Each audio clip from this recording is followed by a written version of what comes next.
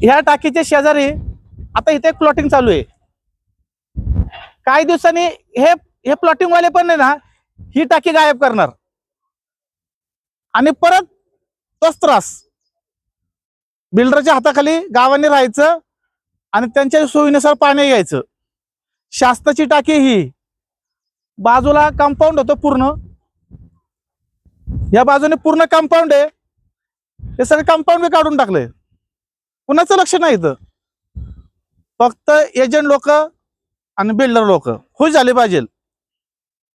याचं कंपाऊंड कोणी काढलं या जागेचं सगळ्या शासनाच्या? हाय काय शासनाचं लक्ष? कोण विचारत नाही. तलाठी साहेबांना मी आता 3 वेळा झाले सांगून, पंचनामा करा पंचनामा करायच्या वड्यावरल्या बांधकामाचं. कोण येत नाही पंचनामा करायला. या टाकीवरलं सगळं कंपाऊंड काढलं. ही काढायची तयारी देत आता बिल्डर लोक इथली. शासनाची टाकी ही 5 लाख लिटर, हे सुद्धा गायब होणार काही दिवसांनी इथलं. आणि परत इथं शहरीकरण वाढत चालले पूर्ण. यांना पाणी कुठून देणार तुम्ही? फक्त त्रास सहन करायचा लोकांनी आणि सरपंच मोठा झाला पाहिजे आमचा. धन्यवाद.